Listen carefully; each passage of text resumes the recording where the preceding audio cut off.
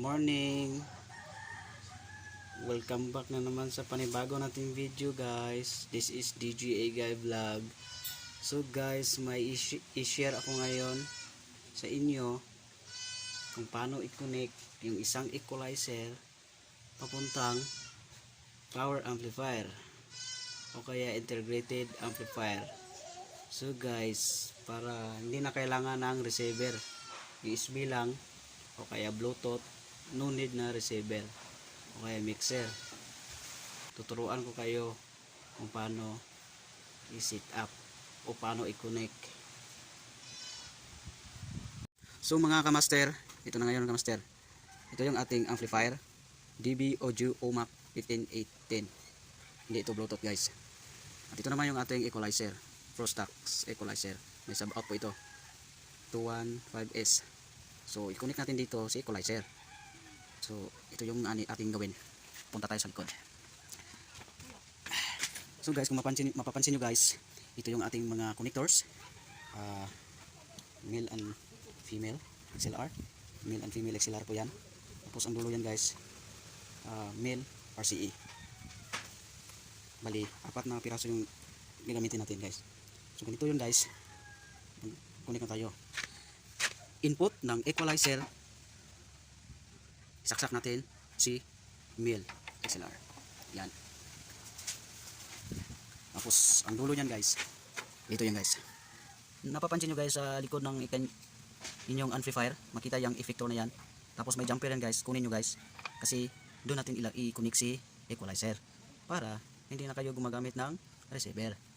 So ito ang dulo ni input ng equalizer papuntang left channel ng amplifier, output. Yan. Tapos ito na naman, male female input ng amplifier, left channel din.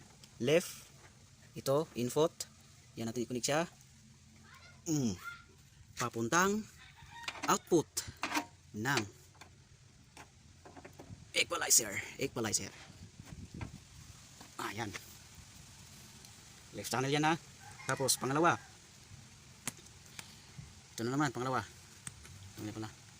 channel 2 ng equalizer. Yan, input. Yan, connect na naman yan si male XLR. Tapos ang dulo yan dito na naman sa output ng amplifier, right channel. Yan.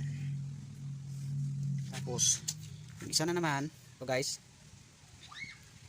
kita nyo yan guys, yan, input ng amplifier, right channel, papuntang, yan, papunta na yan ng output ng equalizer. Yan, simple yan lang yan guys. So makita nyo guys, effector o walang effector loop yan guys, kunin nyo lang yung jumper guys. A few moments later. Okay mga kamaster, ito yun may speaker ako noon master. Ito yung naka wire niya, nakaputi is pang mid natin yan. Pang mid natin yan, dito yan tilagay yan sa right channel. Ito yung right.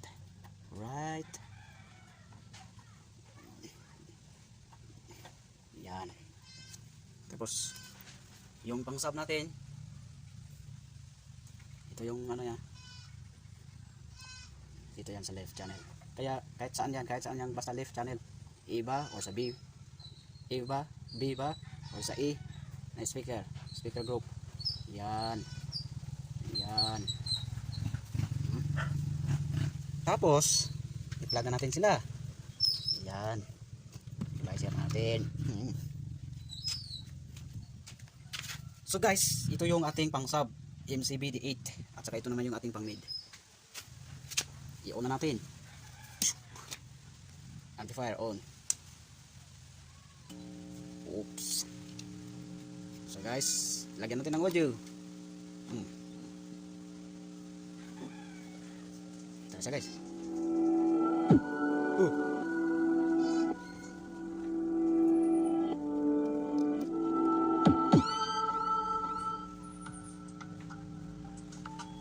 Baliktad to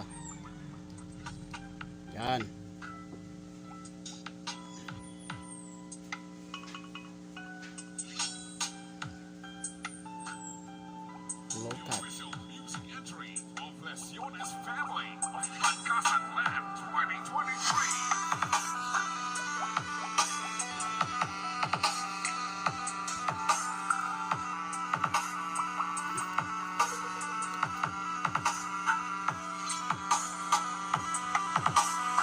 Ito yung ating pang mid guys. Yung Picas channel natin, ito yung ating pang sub guys. Ito Picas channel. Yan. Kulang pa. Yan, ito na yan. Oop. Wow.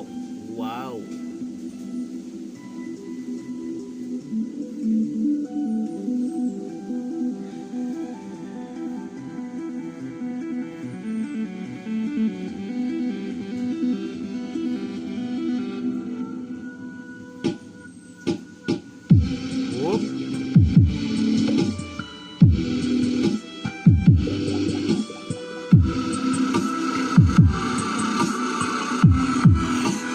Yes.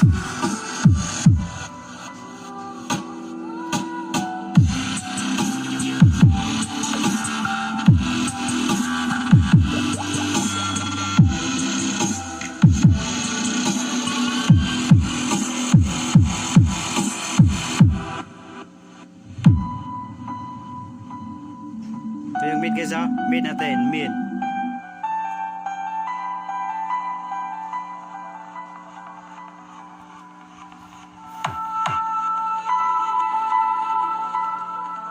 Left na natin. Sub.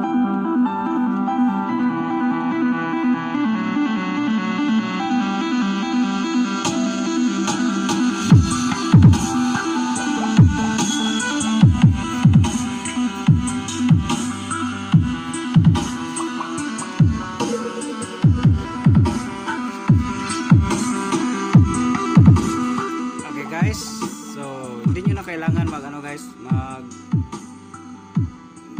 gamit kayo ng mga CD player o kaya cellphone. Yung amplifier na walang bluetooth, gamit kayo ng cellphone para sa receiver. No need na guys, basta yung may USB kayo, tapos gusto nyo ma-equalize yung mga boses nila, ito yung gawin nyo guys. Gamit kayo ng equalizer, tapos dito nyo i-connect sa guys, yan sa ilalim mo, yan yung nakalagay na effector, yan, dyan nyo siya i-connect. Input, output lang yan.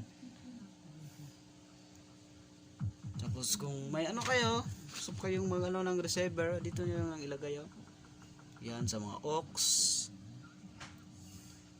E or B, o kaya dito sa record. Yan guys. So sa hindi pa dyan, nakaalam kung paano i-connect, ito na yung video guys. Sundan nyo lang guys. Share ko na lang yung aking natutunan guys. Basic lang to guys. One amplifier lang, may sub at may mid ka na.